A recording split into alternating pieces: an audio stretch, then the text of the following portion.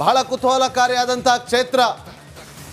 ನನ್ನ ಮುಂದಿಗೆ ಈಗ ನಮ್ಮ ಹಿರಿಯ ಸಹೋದ್ಯೋಗಿ ಸ್ಮಿತಾ ರಂಗನಾಥ್ ಜಾಯ್ನ್ ಆಗಿದ್ದಾರೆ. ಇವತ್ತು ಇಡೀ ದಿನ ನಿಮಗೆ ಸ್ಮಿತಾ ರಂಗನಾಥ್ ಅವರು ನಮ್ಮ ಇಡೀ ತಂಡ ಕ್ಷಣ ಕ್ಷಣದ ಲೈವ್ ಅಪ್ಡೇಟನ್ನು ಕೊಡ್ತಾ ಹೋಗ್ತೀವಿ.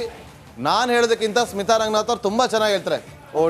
ಗೊತ್ತಿಲ್ಲ ಎಷ್ಟು ಚೆನ್ನಾಗಿ ಅಂತ ಹೇಳಿ. ಬಟ್ ಟು ಬಿ ಫ್ರೆಂಡ್ ಶ್ರುತಿ ಹಾಗೆ ನಾಗೇಂದ್ರ ನೀವು ಕೂಡ ಒಪ್ಕೊಳ್ತೀರಿ, ಹಾಗೆ ವೀಕ್ಷಕರು ಕೂಡ ಒಪ್ಕೊಳ್ತಾರೆ. ಪ್ರಜಾಪ್ರಭುತ್ವ ವ್ಯವಸ್ಥೆ, ಅದರಲ್ಲೂ ಇಡೀ ವಿಶ್ವದಲ್ಲೇ ಅತ್ಯಂತ ದೊಡ್ಡ ಪ್ರಜಾಪ್ರಭುತ್ವ ವ್ಯವಸ್ಥೆ ನಮ್ಮ ಹೆಮ್ಮೆಯ ಭಾರತ ಭೂಮಿ. ಇಲ್ಲಿ ನಡೀತಾ ಇರ್ತಕ್ಕಂಥ ಸಾರ್ವತ್ರಿಕ ಚುನಾವಣೆ ಈಸಿ ಟಾಸ್ಕ್ ಅಲ್ಲ ಶ್ರುತಿ. ಕೋಟ್ಯಾಂತರ ಮಂದಿ ಮತದಾರರು, ಅದರಲ್ಲೂ ಗುಡ್ಡಗಾಡು ಪ್ರದೇಶದಿಂದ ಹಿಡಿದು ರಿಮೋಟ್ ಏರಿಯಾಸ್ ಅಂದರೆ ಹಳ್ಳಿಗಳು, ಸಂಪರ್ಕವೇ ಇಲ್ಲದಂತಹ ಹಳ್ಳಿಗಳಲ್ಲೂ ಕೂಡ ಹೋಗಿ ಮತದಾರರಲ್ಲಿ ಜಾಗೃತಿಯನ್ನ ಮೂಡಿಸಿ ಮತದಾನ ಪ್ರಕ್ರಿಯೆಯಲ್ಲಿ ಪಾಲ್ಗೊಳ್ಳುವಂತೆ ಮಾಡಿ ಬಹುತೇಕ ಎಲ್ಲೂ ಕೂಡ ಅಂತ ಅಹಿತಕರ ಘಟನೆಗಳು ಅಂತ ಹೇಳಿ ಹೆಚ್ಚಿಗೆ ನಡೆದೇ ಇರೋ ರೀತಿಯಲ್ಲಿ ಚುನಾವಣೆಯನ್ನ ಮಾಡಿ ಗೆದ್ದಿದೆ ಚುನಾವಣಾ ಆಯೋಗ. ಅದು ಒಂದು ಹಂತ, ಮತದಾನ ಪ್ರಕ್ರಿಯೆ ಒಂದು ಹಂತವಾದರೆ ಮತ ಎಣಿಕೆ ಪ್ರಕ್ರಿಯೆ, ಇಡೀ ಚುನಾವಣೆ ಪ್ರಕ್ರಿಯೆಯ ಅತ್ಯಂತ ಮಹತ್ತರವಾದ ಘಟ್ಟ.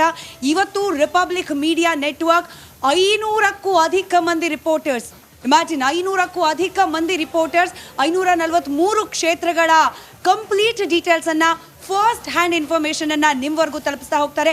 ಯಾಕೆ ರಿಪಬ್ಲಿಕ್ ಮೀಡಿಯಾ ನೆಟ್ವರ್ಕ್ನೇ ಟ್ಯೂನ್ ಇನ್ ಮಾಡಬೇಕು ಜನ ಬೆಳಗ್ಗಿನಿಂದಲೂ ರಾತ್ರಿ ತನಕ ಅನ್ನೋದಕ್ಕೆ ಇದಕ್ಕಿಂತ ಹೆಚ್ಚಿಗೆ ರೀಸನ್ ಬೇಕಾ ಅಂತ ಹೇಳಿ. ಯಾಕಂತಂದ್ರೆ ಬೇರೆ ಮಾಧ್ಯಮ ಸಂಸ್ಥೆಗಳಲ್ಲೂ ಮಾತಾಡೋಣ ನೋಡಿ. ನಮ್ಮ ಎಲ್ಲ ರಿಪೋರ್ಟರ್, ನಮ್ಮ ರಾಜ್ಯದ ರಿಪಬ್ಲಿಕ್ ಕನ್ನಡದ ಎಲ್ಲ ರಿಪೋರ್ಟರ್ ನೋಡಿ ಯಾರ್ಯಾರು ಎಲ್ಲೆಲ್ಲಿದ್ದಾರೆ ಅಂತ ಹೇಳಿ. ಕರ್ನಾಟಕದ ರಿಪೋರ್ಟರ್ಸ್, ನಮ್ಮ ಕರ್ನಾಟಕದ ರಿಪೋರ್ಟರ್, ನಿಮ್ಮ ಜಿಲ್ಲೆಯ ನಿಮ್ಮ ರಿಪೋರ್ಟರ್ ಹೆಸರು ನಿಮಗೆ ತುಂಬಾ ಚೆನ್ನಾಗಿ ಗೊತ್ತೆ. ನಾವು ಇಂಟ್ರೊಡ್ಯೂಸ್ ಮಾಡೋದೇ ಬೇಡ. ಪ್ರತಿಯೊಬ್ರು ಕೂಡ ನಮ್ಮಲ್ಲಿ ಬೀದರಿಂದ ಮರ್ಕಲರ್ ಇದ್ದಾರೆ, ಬಾಗಲಕೋಟೆ ಬೆಳಗಾವಿಯಿಂದ ಮೈಲಾರಿ ಇದ್ದಾರೆ, ಬಳ್ಳಾರಿಯಿಂದ ರೇಣುಕಾರಾಧ್ಯ ಇದ್ದಾರೆ, ಚಿಕ್ಕೋಡಿ ಅರಭಾವಿ ಇದ್ದಾರೆ. ನಡಿ ಈಗ ಶುರು ಮಾಡೋಣ.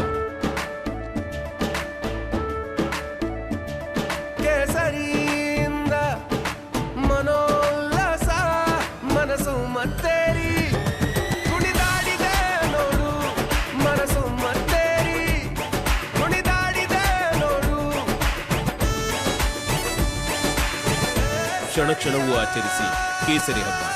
ವಿಮಲ್ ಬಾಯಲ್ಲಿ ಹೇಳಿ ಕೇಸರಿ. ನವೀನ್ ಇದ್ದಾರೆ, ಚಿಕ್ಕಬಳ್ಳಾಪುರ ಮಂಜುನಾಥ್ ಇದ್ದಾರೆ, ಚಿತ್ರದುರ್ಗ ವೀರೇಶ್ ಇದ್ದಾರೆ, ರಾಮನಗರ ಮಾಧುಸ್ವಾಮಿ ಇದ್ದಾರೆ, ಶಿವಮೊಗ್ಗ ಭೀಮಾನಾಯಕ್, ತುಮಕೂರಿಂದ ಜಗದೀಶ್ ಇದ್ದಾರೆ, ವಿಜಯಪುರ ರಿಪೋರ್ಟ್ ಇದ್ದಾರೆ, ವಿಜಯನಗರ ರಿಪೋರ್ಟ್ ಇದ್ದಾರೆ, ಉಡುಪಿ ಮೈಸೂರು ವಿನೋದ್ ಅವ್ರ ಪಾಪ ಕಾಲ್ ಲೇಟ್ ಆಗಿದೆ, ಆದ್ರೂ ಕೂಡ ಇವತ್ತು ರಿಪೋರ್ಟಿಂಗ್ ಬಂದಿದ್ದಾರೆ. ದಾವಣಗೆರೆ ರಿಪೋರ್ಟರ್ ಇದ್ದಾರೆ, ಗದಗ ಹುಬ್ಬಳ್ಳಿ ಪ್ರಕಾಶ್, ಹಾಸನ ಖುಷ್ವಂತ್, ಹಾವೇರಿ ರಿಪೋರ್ಟ್ ಇದ್ದಾರೆ, ಕಲಬುರಗಿ ಓಂ ಪ್ರಕಾಶ್ ಆಲ್ರೆಡಿ ನಿಮಗೆ ಮಾಹಿತಿಯನ್ನ ಕೊಟ್ಟಿದ್ದಾರೆ ನೋಡಿ. ಕೊಪ್ಪಳ, ಉತ್ತರ ಕನ್ನಡ, ಯಾದಗಿರಿ, ಮಂಡ್ಯ, ದಕ್ಷಿಣ ಕನ್ನಡ, ದೇವನಹಳ್ಳಿ ಎಲ್ಲರೂ ಕೂಡ ಇದ್ದಾರೆ. 28 ಕ್ಷೇತ್ರ, ಬಟ್ ಇಲ್ಲಿ ಲೆಕ್ಕ ಹಾಕಿ ಅದಕ್ಕಿಂತ ಹೆಚ್ಚಿಗೆ ಜನ ಹೆಚ್ಚಿದ್ದಾರೆ. ನಮ್ಮ ಕ್ರೈಮ್ ರಿಪೋರ್ಟರ್ ನಾಗರಾಜ್ ಈಗ ಬೆಂಗಳೂರು ನಾರ್ತ್ ಅಲ್ಲಿದ್ದಾರೆ. ಬೆಂಗಳೂರು ನಾರ್ತ್ ಲೋಕಸಭಾ ಕ್ಷೇತ್ರ, ಸ್ಮಿತಾ ಓಟ್ ಹಾಕಿರುವಂತಹ ಕ್ಷೇತ್ರ ಬೆಂಗಳೂರು ನಾರ್ತ್ ಲೋಕಸಭಾ ಕ್ಷೇತ್ರ.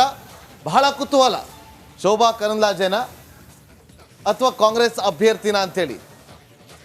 ಎಸ್, ಈಗ ನಾಗರಾಜ್ ನನ್ನ ಧ್ವನಿ ಕೇಳಿಸ್ತಾ ಇದೆಯಾ? ಜಾಯ್ನ್ ಆಗಿದ್ದಾರೆ ಅಂತ ಅನ್ಕೋತೀವಿ. ಎಸ್, ನಾಗರಾಜ್ ಜಾಯ್ನ್ ಆಗಿದ್ದಾರೆ. ನಾಗರಾಜ್, ಹೇಗಿದೆ ಸಿದ್ಧತೆ, ಹೇಗಿದೆ ವಾತಾವರಣ?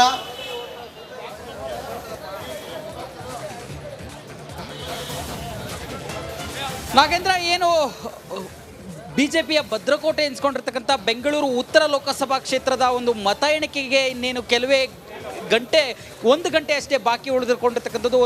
ಒಂದು ಗಂಟೆಯ ಬಳಿಕ ಏನು 7:45ಕ್ಕೆ ಸರಿಯಾಗಿ ಸ್ಟ್ರಾಂಗ್ ರೂಮ್ ಓಪನ್ ಆಗುವಂಥದ್ದು. ನೀವೀಗ ದೃಶ್ಯಾವಳಿಗಳಲ್ಲಿ ನೋಡ್ತಾ ಇರ್ಬೋದು. ಏನು ಮತ ಎಣಿಕೆ ಸಿಬ್ಬಂದಿಗಳನ್ನು ಈಗಾಗಲೇ ಒಳಗಡೆ ಕಳಿಸ್ಕೊಡ್ತಾ ಇರ್ತಕ್ಕಂಥದ್ದು. ಏನು ಒಟ್ಟು 2911 ಮತಗಟ್ಟೆಗಳ ಒಂದು ಮತ ಎಣಿಕೆ ಒಂದು EVM ಮಷಿನ್ಗಳನ್ನು ಇಲ್ಲಿಗೆ ತಂದು ಇಟ್ಟಿರ್ತಕ್ಕಂಥದ್ದು. ಈ ಒಂದು ಲೋಕಸಭಾ ಕ್ಷೇತ್ರ ಯಾಕೆ ಬಿಜೆಪಿಯ ಭದ್ರಕೋಟೆ ಎನ್ಸ್ಕೊಂಡಿರ್ತಕ್ಕಂಥದ್ದು ಒಂದು ಕಡೆ ಆದರೆ, ಏನು ಶೋಭಾ ಕರಂದ್ಲಾಜೆ ಒಮ್ಮೆ ಕ್ಷೇತ್ರವನ್ನು ಬಿಟ್ಟೋಗಿ ಮತ್ತೆ ಪುನಃ ಬಂದು ಇಲ್ಲಿ ಒಂದು ಸ್ಪರ್ಧೆಗೆ ನಿಂತಿರ್ತಕ್ಕಂಥದ್ದು ಒಂದು ಕಡೆ ಆದರೆ, ಕಾಂಗ್ರೆಸ್ನಿಂದ ಪ್ರೊಫೆಸರ್ MV ರಾಜೀವ್ ಗೌಡ ಅವರು ಸ್ಪರ್ಧೆ ಮಾಡ್ತಾ ಇರ್ತಕ್ಕಂಥದ್ದು. ಹೀಗಾಗಿ ಇಲ್ಲಿ ಈ ಬಾರಿ ಏನಾದರೂ ಫಲಿತಾಂಶ ಬದಲಾವಣೆ ನಿರೀಕ್ಷೆ ಆಗುತ್ತಾ ಅನ್ನೋ ಒಂದು ಕುತೂಹಲ ಈ ಒಂದು ಲೋಕಸಭಾ ಕ್ಷೇತ್ರದ ಮೇಲೆ ಇರತಕ್ಕಂಥದ್ದು. ಇನ್ನು ಈ ಒಂದು ಮತ ಎಣಿಕೆ ಕೇಂದ್ರದ ಸುತ್ತ ಸುಮಾರು 800ಕ್ಕೂ ಹೆಚ್ಚು ಪೊಲೀಸರನ್ನ ನಿಯೋಜನೆ ಮಾಡಿಕೊಳ್ಳಲಾಗಿದೆ. 2 DCPಗಳು, 6 ಜನ ACPಗಳು ಸೇರಿದಂತೆ ಸಂಜೆವರೆಗೂ ಎನರ್ಜಿನ ಹಾಗೆ ಉಳಿಸ್ಕೊಳ್ಳಿ. ಯಾಕಂದ್ರೆ ನೀವೀಗ ಒಳಗಡೆ ಹೋಗ್ಬೇಕು, ಕೌಂಟಿಂಗ್ ನ ಒಳಗಡೆ ಹೋಗ್ಬೇಕು. ನೀವು ಕೂಡ ಐ ಡಿ ಕಾರ್ಡ್ ತೊಗೊಂಡೋಗಿದ್ರಿ ಅಂತ ಭಾವಿಸ್ತೀನಿ. ಒಳಗಡೆ ಹೋಗಿ ಎಲ್ಲ ಪ್ರಿಪೇರ್ ಮಾಡ್ಕೊಳ್ಳಿ. ಕ್ಷಣದ ಅಪ್ಡೇಟನ್ನು ಕೊಡ್ತಾ ಹೋಗಿ. ಬಹಳ ಕುತೂಹಲ ಇದೆ. ಬೆಂಗಳೂರು ಉತ್ತರ ಯಾಕೆ ಅಂತಂದ್ರೆ ಸ್ಮಿತಾ ರಂಗನಾಥ್ ಅವರು ಓಟ್ ಹಾಕಿದ್ದಾರೆ. ಮಂಡ್ಯದಿಂದ ನಮ್ಮ ರಿಪೋರ್ಟರ್ ಆನಂದ್ ಲೈವ್ನಲ್ಲಿ ಜಾಯ್ನ್ ಆಗಿದ್ದಾರೆ. ಆನಂದ್, ಮಂಡ್ಯ ಕಳೆದ ಬಾರಿಯ ಚುನಾವಣೆಯಲ್ಲಿ ಇಡೀ ಇಂಡಿಯಾದ ಚಿತ್ತ ನೆಟ್ಟಿದ್ದು ಮಂಡ್ಯದತ್ತ. ಈ ಬಾರಿಯೂ ಕೂಡ ಅದೇ ರೀತಿಯಾಗಿ ಆಗಿದೆ. ಯಾವ ರೀತಿಯಾಗಿದೆ ಮಂಡ್ಯದಲ್ಲಿ ವಾತಾವರಣ?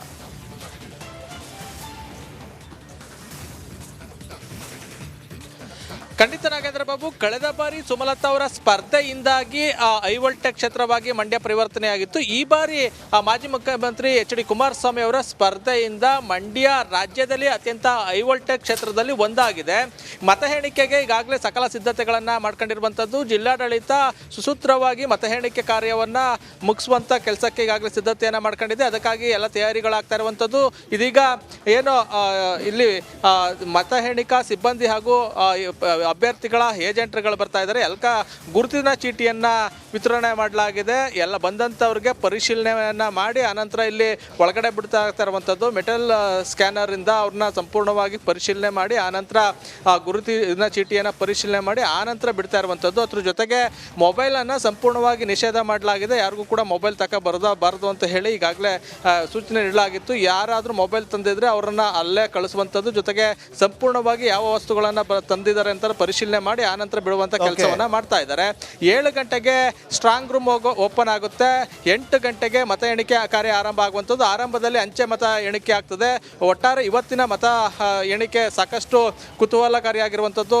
ಇಲ್ಲಿ ಕಾಂಗ್ರೆಸ್ ಕೂಡ ಅತ್ಯಂತ ಏನು ಆನಂದ, ನೀವು ಕೂಡ ಸಂಜೆವರೆಗೂ ಎನರ್ಜಿ ಉಳಿಸ್ಕೊಳ್ಳಿ. ತುಂಬಾ ಎಲ್ಲರ ಚಿತ್ತ ನೆಟ್ಟಿರುವಂತ ಕ್ಷೇತ್ರ ಅದು. ಬಹಳ ಕುತೂಹಲಕಾರಿಯಾದಂಥ ಕ್ಷೇತ್ರ. ಮೈತ್ರಿ ಅಭ್ಯರ್ಥಿ ಎಚ್ ಡಿ ಕುಮಾರಸ್ವಾಮಿ ಅವರು, ಮತ್ತೊಂದು ಕಡೆ ಕಾಂಗ್ರೆಸ್ ಅಭ್ಯರ್ಥಿ ಸ್ಟಾರ್ ಚಂದ್ರ ಅವರು.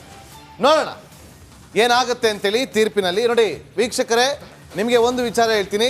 ಏನಪ್ಪ ಇವರು NDA ಒಂದು ತೋರಿಸ್ತಾ ಇದ್ದಾರೆ ಅಂತೇಳಿ ನಿಮಗೆ ಗೊತ್ತಿದೆ ಚೆನ್ನಾಗಿ.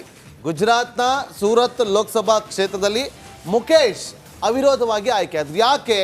ಕಾಂಗ್ರೆಸ್ ಅಭ್ಯರ್ಥಿ ನಾಮಪತ್ರ ಅಸಿಂಧು ಆದಂಥ ಹಿನ್ನೆಲೆಯಲ್ಲಿ ಚುನಾವಣೆ ನಡೆಯೋದಕ್ಕಿಂತ ಮುಂಚೆನೆ ಮುಖೇಶ್ ಗೆಲುವು ಅಂತೇಳಿ ಚುನಾವಣಾ ಆಯೋಗನೇ ಘೋಷಣೆ ಮಾಡಿಬಿಟ್ರು. ಅಲ್ಲಿ ಏನಾಯ್ತು ಅಂತ ಪ್ರತಿಯೊಬ್ಬರು ಕೂಡ ಗೊತ್ತಿದೆ. ಅಲ್ಲಿ ಅವ್ರು 3 ಜನನ ಕರ್ಕೊಂಡೋಗಿ ಅವ್ರ ಹತ್ರ ಅಲ್ಲಿ ಪ್ರೊಡ್ಯೂಸ್ ಮಾಡಬೇಕಿತ್ತು, ಅಂದ್ರೆ ಅವ್ರು ಸೈನ್ ಮಾಡಬೇಕಿತ್ತು, ಬರಲಿಲ್ಲ. ಅವರು ಕರ್ಕೊಂಡು ಹೋಗೋದ್ರಲ್ಲಿ ಸ್ವಲ್ಪ ಎಡವಟ್ಟು ಆಯಿತು. ಹಾಗಾಗಿ ಅಲ್ಲಿ ಅವ್ರಿಗೆ ನಾಮಪತ್ರ ಅಸಿಂಧು ಆಯಿತು, ಗೆದ್ದು ಮುಖೇಶ್. ಉಳಿದಿರೋದು 542 ಕ್ಷೇತ್ರಗಳು. 542 ಕ್ಷೇತ್ರಗಳ fast result republic media network ಅಲ್ಲಿ ಇರುತ್ತೆ. ನಾನು ಆಗ್ಲೇ ಹೇಳ್ತಾ ಇದ್ದೆ ನೋಡಿ, ಬರೋಬ್ಬರಿ 96.88 ಕೋಟಿ ಮತದಾರರು ಭಾರತದಲ್ಲಿರ್ತಕ್ಕಂಥದ್ದು. ಆದರೆ ಮತ ಚಲಾವಣೆ ಮಾಡಿರೋದು ಸರಿಸುಮಾರು 64.2. ಖುಷಿ ಸಂಗತಿ ಅಂದರೆ ಶ್ರುತಿ, 31.2 ಕೋಟಿ ಮಹಿಳಾ ಮತದಾರರು ವೋಟ್ ಹಾಕಿದ್ದಾರೆ ಈ ಬಾರಿ. ನಾರಿ ಶಕ್ತಿ ಮಹಿಳಾ ಮತದಾರರು ಕೂಡ ಈ ಬಾರಿ ಬಹಳ ದೊಡ್ಡ ಫ್ಯಾಕ್ಟರ್, ಡಿಸೈಡಿಂಗ್ ಫ್ಯಾಕ್ಟರ್. ಗೆಲುವು ಸೋಲು ನಾಗೇಂದ್ರ ಬಾಬು ಮಹಿಳೆಯರ ಕೈಲಿರೋದು. ನಾರಿ ಶಕ್ತಿ ಬರ್ತಾ ಇದೆ. ಕೌಂಟಿಂಗ್ಗೂ ಮುನ್ನವೇ ಖಾತೆಯನ್ನ ತೆರೆದಂತಹ ಬಿಜೆಪಿ. ನೋಡಿ ಈಗ ಹೇಳ್ತಾ ಇದೆ, ಅದೇ ಬ್ರೇಕಿಂಗ್ ನ್ಯೂಸ್ ಬಂತು. ಸೂರತ್ ನಲ್ಲಿ ಬಿಜೆಪಿ ಅಭ್ಯರ್ಥಿ ಅವಿರೋಧವಾಗಿ ಆಯ್ಕೆ ಆಗಿದ್ರು. ಮುಖೇಶ್ ದಲಾಲ್ಗೆ ಜಯ ಸಿಕ್ಕಿತ್ತು. ಹಾಗಾಗಿ ನಾವು 1 ನಂಬರ್ ಕೊಡ್ತಾ ಇದ್ದೀವಿ. ನೋಡಿ ವೀಕ್ಷಕರೇ, ನಿಮಗೆ ಸಿಂಪಲ್ ಆಗಿ ಇವತ್ತು ನಿಮಗೆ ರಿಸಲ್ಟ್ ಅನ್ನು ತಲುಪಿಸುವಂಥ ಕೆಲಸವನ್ನ ಮಾಡ್ತಾ ಇದ್ವಿ. ನಮ್ಮ ಇಡೀ ಪ್ರೊಡಕ್ಷನ್ ಟೀಮ್ ನಿಮಗೆ ಈ ಒಂದು ರಿಸಲ್ಟ್ ಅನ್ನ ಈಸಿಯಾಗಿ ತಲುಪಿಸುವಂಥ ಕೆಲಸವನ್ನ ಮಾಡ್ತಾರೆ. ನೋಡಿ ನನ್ನ ತಲೆ ಮೇಲೆ ಇದೆಯಲ್ಲ, ಇದು ಕರ್ನಾಟಕದ 28 ಲೋಕಸಭಾ ಕ್ಷೇತ್ರಗಳದ್ದು.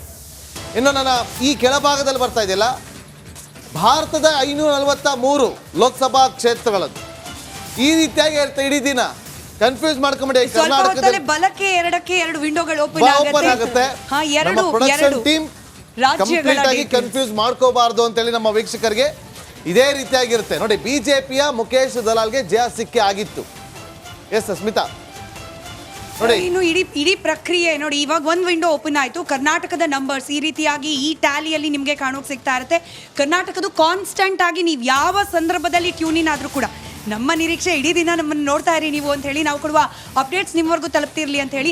ಬಟ್ ಇನ್ ಕೇಸ್ ಏನಾದರೂ ಯಾವುದೇ ಕ್ಷಣದಲ್ಲಿ ನೀವು ಕ್ವಿಕ್ ಆಗಿ ನಂಬರ್ಸ್ ಯಾವ ಕ್ಷೇತ್ರದಲ್ಲಿ ಯಾವ ಅಭ್ಯರ್ಥಿ ಗೆಲುವನ್ನು ಸಂಪಾದಿಸಿದ್ದಾರೆ ಅಂತಂದ್ರೆ ಆ VVIP ಕ್ಯಾಂಡಿಡೇಟ್ಗಳ ಮುನ್ನಡೆ ಹಿನ್ನಡೆ ಇದರ ಡೀಟೇಲ್ಸ್ ಕೂಡ ಸ್ಕ್ರೀನ್ನ ಎಡಭಾಗ ಹಾಗೆ ಬಲಭಾಗದಲ್ಲಿ ನಿಮಗೆ ಕಾಣ್ತಾ ಸಿಗ್ತಾ ಹೋಗುತ್ತೆ. ಹಾಗೆ ನಾಗೇಂದ್ರ ಬಾಬು ಹೇಳ್ತಾ ಇದ್ದಾಗೆ ನಾವು ಅದನ್ನ ಟಾಪ್ ಜಾಕೆಟ್ ಅಂತ ಕರಿತೀವಿ. ಅಂದ್ರೆ ಸ್ಕ್ರೀನ್ನ ಮೇಲ್ಭಾಗದಲ್ಲಿ ನಿಮಗೆ ಕಾನ್ಸ್ಟೆಂಟ್ ಆಗಿ ಕರ್ನಾಟಕದ ನಂಬರ್ಸ್ ಇರುತ್ತೆ. ಅದನ್ನ ನಾವು ಯಾವುದೇ ಕಾರಣಕ್ಕೂ ಬದಲಾವಣೆ ಮಾಡ್ಲಿಕ್ಕೆ ಹೋಗೋದಿಲ್ಲ. ಹೀಗಾಗಿ ಯಾವುದೇ ಕ್ಷಣದಲ್ಲಿ ರಿಪಬ್ಲಿಕ್ ಕನ್ನಡ ಆನ್ ಮಾಡಿದ್ರು ಕೂಡ ನಿಮಗೆ ಕರ್ನಾಟಕದ ಟ್ರೆಂಡ್ ಕಾಣ್ಲಿಕ್ಕೆ ಸಿಗ್ತಾ ಇರುತ್ತೆ. ಹಾಗೆ ಕೆಳಭಾಗದಲ್ಲಿ ಇನ್ನೊಂದು NDA ಅಪ್ಡೇಟ್ ಹಾಗೆ ಲಭ್ಯವಾಗಿದೆ ಇಂಡಿ ಸ್ಮಿತಾ. ಮೈತ್ರಿಕೂಟ. ಲೋಕ ಅಖಾಡದಲ್ಲಿ ಕರ್ನಾಟಕದ ಭವಿಷ್ಯ ಏನು? 28 ಕ್ಷೇತ್ರಗಳ ಪೈಕಿ ಕಾಂಗ್ರೆಸ್ಗೆ ಎಷ್ಟು ಸ್ಥಾನ guarantee? Last time result repeat ಮಾಡುತ್ತಾ ಬಿಜೆಪಿ? Question mark. 28 ಕ್ಷೇತ್ರಗಳ ಪೈಕಿ 25 ಸ್ಥಾನಗಳನ್ನ ಗೆಲ್ಲುತ್ತಾ ಕೇಸರಿ ಪಾಳ್ಯ. 3 ಕ್ಷೇತ್ರಗಳ ಪೈಕಿ ಎಷ್ಟು ಸ್ಥಾನಗಳನ್ನ ಜೆಡಿಎಸ್ ಗೆಲ್ಲುತ್ತೆ? ಅಲ್ಲ, ಚುನಾವಣೋತ್ತರ ಸಮೀಕ್ಷೆ ಸಿದ್ದರಾಮಯ್ಯ ಫಲಿತಾಂಶ ನೇತೃತ್ವದ ಒಪ್ಕೊಳ್ಳೋಕೆ ready ಇಲ್ಲ ಸರ್ಕಾರ. ಕಾಂಗ್ರೆಸ್ ನಾಯಕರು ಅಂತ. ಡಬಲ್ ಡಿಜಿಟ್ ರೀಚ್ ಆಗ್ತೀವಿ ಅಂತಿದ್ದಾರೆ ಕಾಂಗ್ರೆಸ್ ನಾಯಕರು. ಹಾಗಾಗಿ ಆ ಡಬಲ್ ಡಿಜಿಟ್ ಕಾಂಗ್ರೆಸ್ ನಾಯಕರು ರೀಚ್ ಆಗ್ತಾರಾ ಅನ್ನೋದು ಸದ್ಯ ಇರುವಂತಹ ಕುತೂಹಲ. ಬಿಜೆಪಿ ನಾಯಕರು ಹೇಳ್ತಿದ್ದಾರೆ, ಇಲ್ಲ ರೀ, ನಮ್ಮ ನಂಬರ್ಸ್ ಏನು ಕಡಿಮೆ ಆಗಲ್ಲ, ಇದ್ದಷ್ಟೇ ಇರುತ್ತೆ, ಇನ್ನು ಅತಿ ಹೆಚ್ಚು 28ಕ್ಕೆ 20 ಕೂಡ ಕ್ಲೀನ್ ಸ್ವೀಪ್ ಮಾಡ್ಬಿಡ್ತೀವಿ ಬಿಡಿ ರಾಜ್ಯದಲ್ಲಿ ಅಂತಿದ್ದಾರೆ. ಸೊ ಅದು ನಿಜ ಆಗುತ್ತಾ? ಕಾದ್ ನೋಡಬೇಕು. ನಾರಿ ಶಕ್ತಿ ಪ್ರಮುಖವಾಗಿ ರಾಜ್ಯದ ಮಟ್ಟಿಗೆ ಗ್ಯಾರಂಟಿ ಯೋಜನೆಗಳು ನಾರಿ ಶಕ್ತಿನ ತಲುಪಿರೋದ್ರಿಂದ ಅವರೆಲ್ಲ ನಮ್ಮ ಜೊತೆಗಿದ್ದಾರೆ ಅಂತ ಕಾಂಗ್ರೆಸ್ ನಾಯಕರು ಭರವಸೆ ಇಟ್ಕೊಂಡಿದ್ದಾರೆ. ಮಹಿಳಾ ವೋಟರ್ಸ್ ಅತಿ ಹೆಚ್ಚಿನ ಸಂಖ್ಯೆಯಲ್ಲಿರೋದ್ರಿಂದ ಯಾರಿಗೆ ಅದು ಪ್ಲಸ್ ಆಗುತ್ತೆ ಅನ್ನೋದನ್ನ ಕೂಡ ಕಾದ್ ನೋಡ್ಬೇಕಾಗುತ್ತೆ. JDS ನ ಬಗ್ಗೆ ಕೂಡ ಕುತೂಹಲ ಇದ್ದೇ ಇದೆ ಶ್ರುತಿ. ಮೈತ್ರಿ ಆದ ನಂತರದಲ್ಲಾದ ಕೆಲವೊಂದಷ್ಟು ಬೆಳವಣಿಗೆಗಳು, ಎಸ್ಪೆಷಲಿ ಹಾಸನ ಕ್ಷೇತ್ರಕ್ಕೆ ಸಂಬಂಧಪಟ್ಟಂತೆ, ಅಲ್ಲಿನ ಸಂಸದರಿಗೆ ಸಂಬಂಧಪಟ್ಟಂತೆ ಆದ ಬೆಳವಣಿಗೆ, ಇದೆಲ್ಲದನ್ನ ಕೂಡ ಮತದಾರ ಪ್ರಭು ಯಾವ ರೀತಿಯಾಗಿ ಪರಿಗಣಿಸಿದ್ದಾನೆ. ಅಖಾಡದಲ್ಲಿರೋದು 3 ಕ್ಷೇತ್ರ, ಬಟ್ 3 ಕ್ಷೇತ್ರದಲ್ಲೂ ಕೂಡ ಗೆಲ್ಲುವಲ್ಲಿ ಯಶಸ್ವಿ ಆಗ್ತಾರಾ JDS ನವರು? ಆ ಮೂಲಕ ಬಿಜೆಪಿ JDS ನ ಮೈತ್ರಿ ಫಲಪ್ರದವಾಗತ್ತಾ? ಇದು ಕೂಡ ಸಾಕಷ್ಟು ಕುತೂಹಲ ಇದ್ದೇ ಇದೆ. ಇದರ ಕಂಪ್ಲೀಟ್ ಅಪ್ಡೇಟ್ಸ್ ಆಗಲೇ ಆಲ್ರೆಡಿ ಮಂಡ್ಯದಲ್ಲಿ ಯಾವ ರೀತಿ ಇದೆ ಸಿದ್ಧತೆ